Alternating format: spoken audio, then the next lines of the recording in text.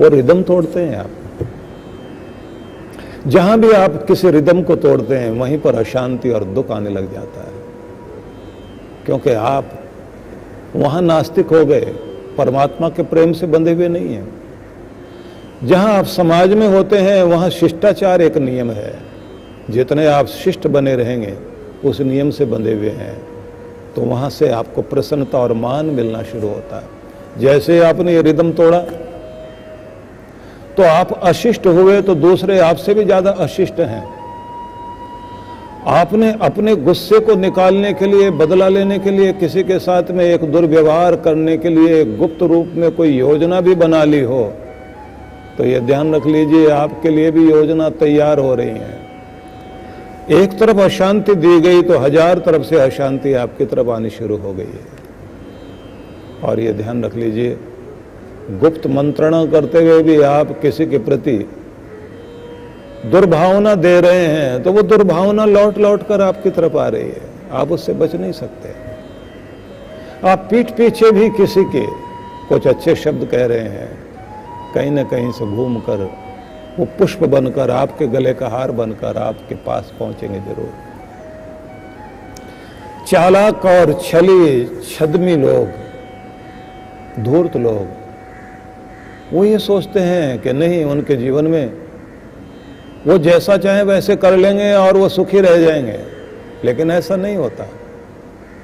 उनके जीवन में ये जरूर होता है कि कुछ समय वो बचते रहते हैं, अपने आप को छिपाए रखते हैं, छिपके भागते रहते हैं, लेकिन एकाएक जब उनके जीवन में वो सारी चीजें इकट्ठी होकर आती हैं, इतनी पीड़ा देती हैं।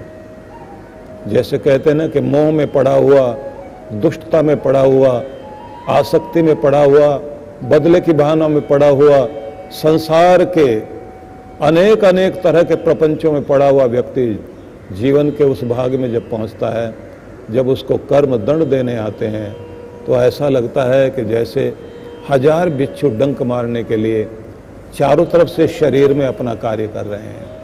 ऐसे लोगों का शरीर भी छूटता है, तो उस समय उनको उसी तरह के कष्टों का अनुभव भी होता है। इसलिए भगवान श्री कृष्ण कह रहे हैं कि जीवन को व्यर्थ न जाने दें, इस जीवन को कीमती बनाना है तो भगवान के रिदम के साथ जोड़ दीजिए, सृष्टि के नियमों के साथ जोड़ दीजिए। इसलिए अगले श्लोक में यही समझाया गया, 3रे अध्याय का यह 16वां श्लोक, एवं परिवर्तितम चक्रम नानुवर्तीय यह अघायोरिंद्रिय रामो मोघम पार्थ सजीवति।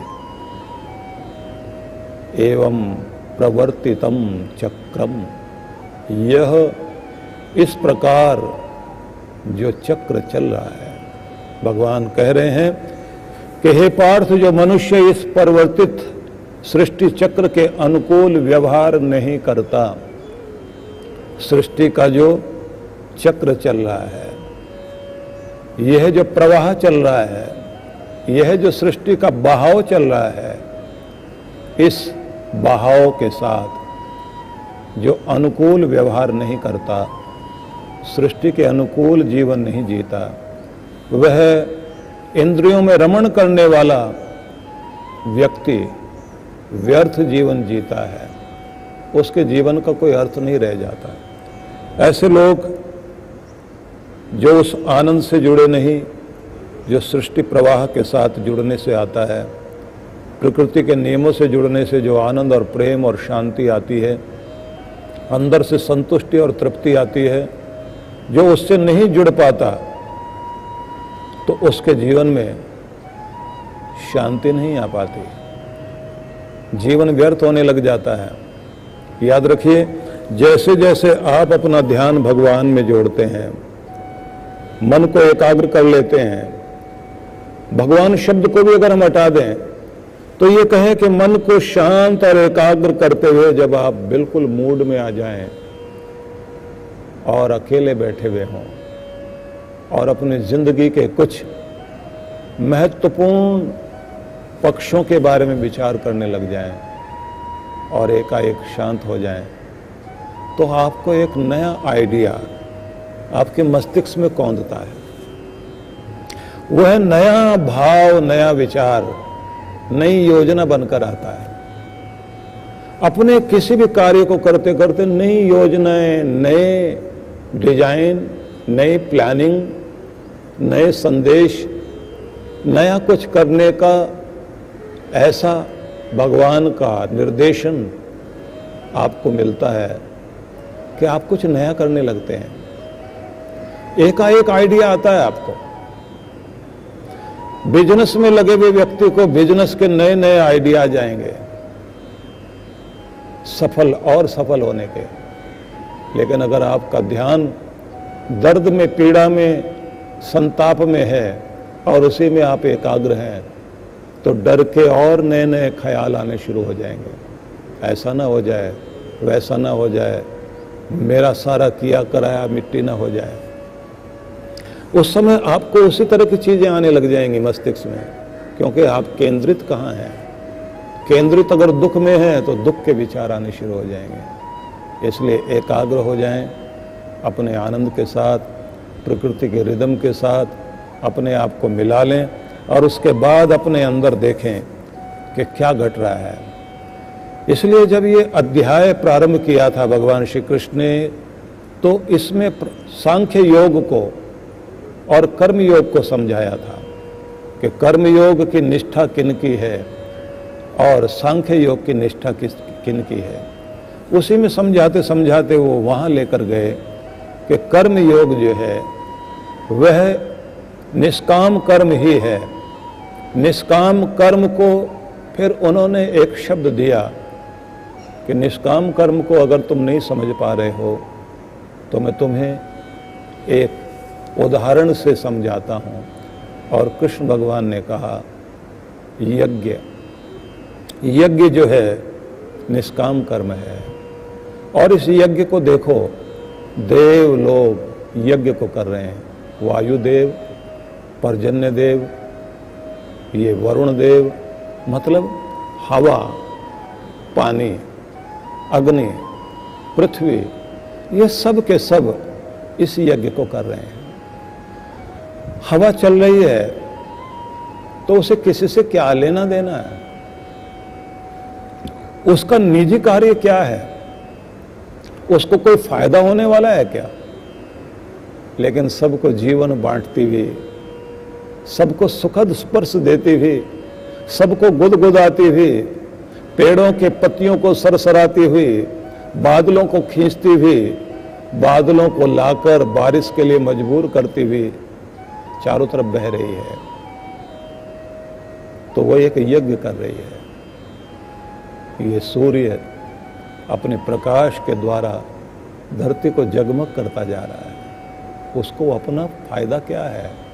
परमात्मा ने ये यज्ञ कुंड बना दिए हैं, ये हवन कुंड है, जिसका मतलब है कि जो अपने लिए नहीं, सारे संसार के कल्याण के लिए जो कार्य हो रहा है उसको श्री कृष्ण यज्ञ कहते हैं।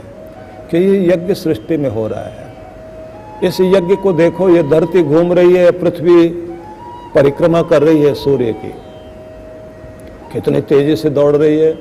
60,000 माइल प्रति घंटे की गति से सूरज की परिक्रमा कर रही है, राउंड लगा रही है, चारों तरफ चक्कर लगा रही है। चक्कर लगाते हुए हम अनुभव नहीं करते कि हम धरती पर बैठे हैं और धरती घूम रही है। आप हवाई जहाज में जब बैठे हुए होते हैं तो आपको नहीं महसूस होता कि ये चल भी रहा है। आपका पानी भी नहीं हिलता, वहां रखा हुआ गिलास में रखा हुआ पानी, आप आराम से बैठे हुए अपना काम कर रहे हैं। लेकिन उसमें फिर भी कोई ना कोई बाधा आ जाती है।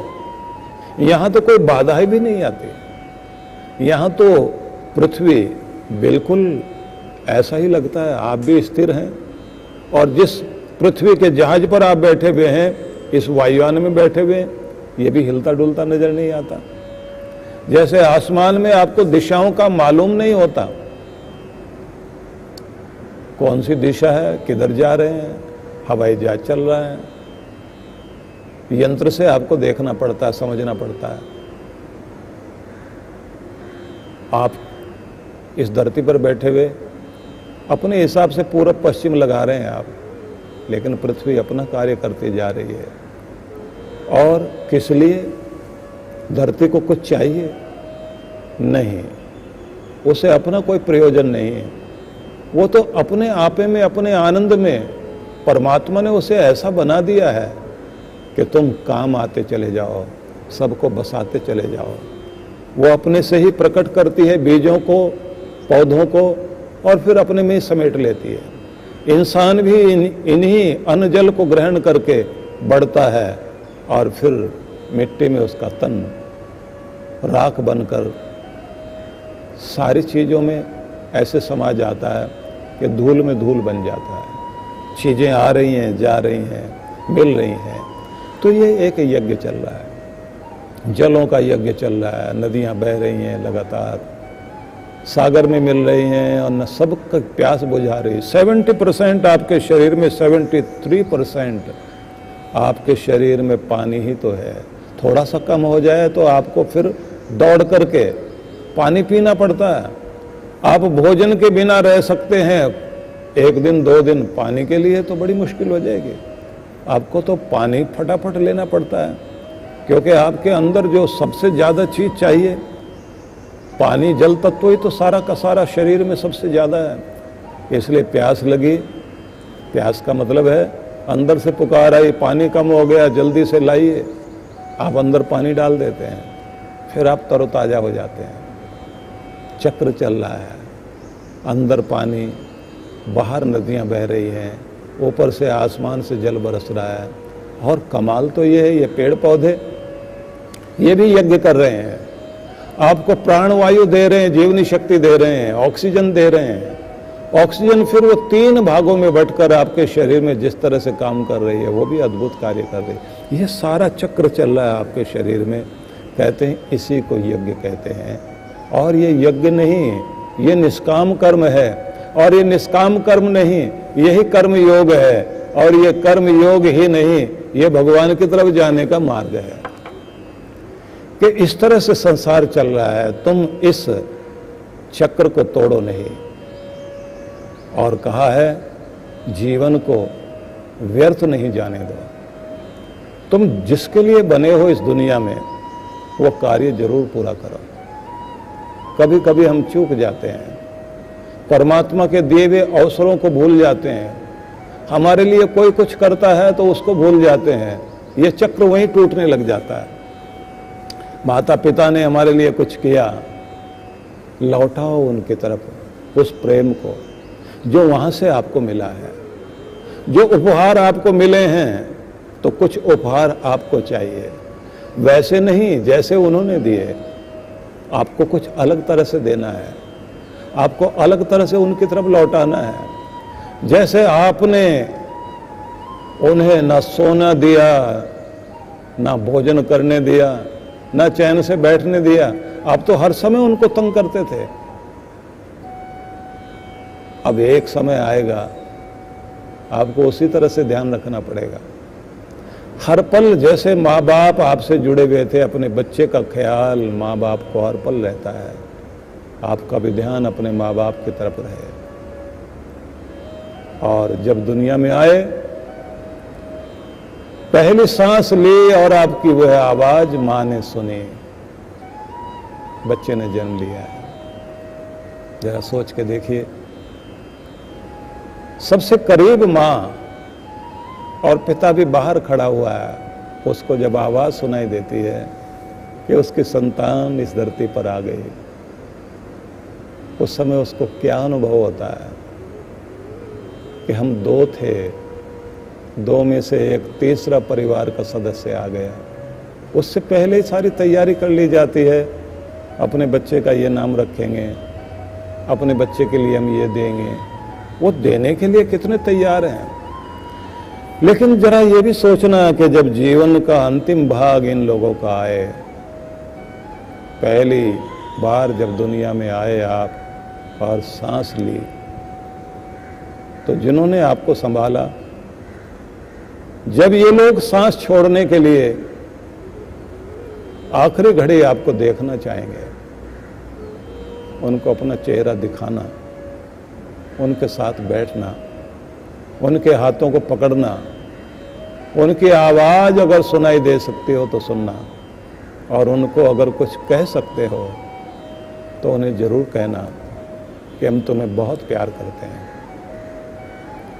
और तुम कहीं जाओगे नहीं, तुम्हारी प्रतिकृति, तुम्हारा ही रूप धारण करके हम धरती पर विचरण कर रहे हैं, तुम्हारी वंश बेल बनकर हम हैं इस दुनिया में, क्योंकि आप थे और आप हैं और आप हमारे अंदर हो। वो जो आप उस समय प्यार के दो बोल बोलते हैं, वो कितनी बड़ी चीज होती है। उनके कलेजे को, उनके हृदय को जो ठंडक मिलती है, जो गर्व होता है, एक बहुत बड़ी शक्ति है। इसलिए आपने लिया तो लौटाओ। लौटाना अगर आप सीख गए, साधारण बात नहीं है। इस दुनिया में यही तो एक महत्वपूर्ण बात है कि जिन्होंने आपकी उंगली पकड़ी, चलना सिखाया, अब आपको भी उनका हाथ थामना है, उनकी शक्ति बनना है। बीमारियां आएंगी, उनको चैन से सोने नहीं देंगी। आप बचपन में चैन से सो सके, उन्होंने अपनी नींदें त्यागी थी, तो अब कुछ नींद का हिस्सा उनके नाम कर देना। उनके पास बहुत काम थे, लेकिन सबसे बड़ा काम उनका अपने बच्चे के लिए था, और वो अगर दौड़ भी रहे थे तो अपने बच्चे के लिए दौड़ रहे थे। और अगर उन्होंने किसी से बेइज्जती भी सही है तो अपने बच्चे के लिए, और अगर उन्होंने किसी को मान भी दिया है तो इस बात को ध्यान में रखकर कि मैं बाल बच्चेदार आदमी हूं, किसी से झगड़ा मोल भी नहीं ले पाए। मेरे घर में मेरे बच्चे हैं, मेरा कोई भी प्रभाव मेरे बच्चे पर ना आ जाए।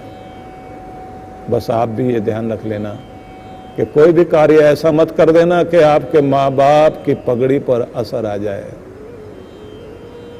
आपके बड़ों पर असर आ जाए, आपका नाम खराब हो। वो बड़ी महत्वपूर्ण बात नहीं है, लेकिन आपके बड़ों का नाम खराब हो वो अच्छी बात नहीं है। परंपराओं को ऊंचा करो, ये सृष्टि का चक्र है। इस यज्ञ चक्र को विश्व के कण कण में बसा हुआ अनुभव कीजिए। पानी की हर बूंद जीवनी शक्ति है, अन्न जीवनी शक्ति है, और आता हुआ प्रकाश सूर्य का, चंद्रमा का, नक्षत्रों का, वह आपके जीवन के लिए आवश्यक है। पूरा संसार आपके लिए है। आप भी इस सृष्टि को भी लौटाओ। सबके लिए जीने वाला जब व्यक्ति बनता है, उसका जीवन कीमती होता है। अपने जीवन को व्यर्थ नहीं जाने देना, एक एक क्षण को व्यर्थ न जाने दें, अन्न के एक एक कण को व्यर्थ न जाने दें, एक एक श्वास को व्यर्थ न जाने दें, और तो और जीवन में आए हुए अवसरों को भी व्यर्थ न जाने दें। संभालें स्वयं को, एक एक क्षण को चिंतन करें कि मेरा जीवन कीमती है, और कीमती बनाना है तो महान विचारों से ही व्यक्ति कीमती बनता है। कीमती जीवन को बनाना है तो महान लोगों के साथ बैठना सीख जाइए, आपके अंदर महानता आएगी। आप धूर्तों के साथ बैठना शुरू कर दोगे, वो आपको धूर्तता सिखा देंगे, दुष्टता सिखा देंगे। असुर स्वभाव के लोगों के साथ आप बैठेंगे, वो आसुरी वृत्तियां आपको दे देंगे। किसी शकुनी चालबाज आदमी के साथ बैठकर देखिए, आपके अंदर वैसी चालें आ जाएंगी, वैसा कुछ करने लग जाओगे। तो कैसी संगति, कैसा संग चाहिए, क्योंकि जैसा संग वैसा रंग, जैसा पानी वैसी वाणी, जैसा अन्न वैसा मन, और जैसी व्यवस्था वैसी व्यथा। अगर व्यथा जीवन में है तो व्यवस्था ही खराब है आपकी। जैसी व्यक्ति की दिशा वैसे ही उसकी दशा भी। हर चीज का संबंध जुड़ा हुआ है। इसलिए संसार, पूरा सृष्टि चक्र भगवान का बनाया हुआ एक ऐसा यज्ञ है जिसमें आप शामिल हैं। यहाँ जो कुछ बोया जा रहा है वो वापस लौट रहा है। इसलिए विदुर जी ने कहा था कि विडंबना संसार की यही है, व्यक्ति पाप करता है लेकिन उसकी सजा से बचना चाहता है।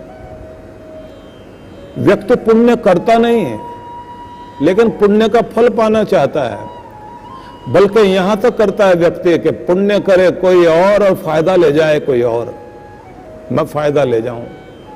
निंदा करे खुद और दूसरों से प्रशंसा पाना चाहे।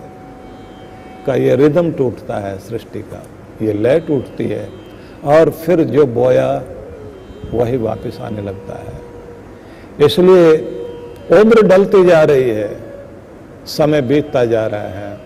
कब बदलोगे, कब संभलोगे?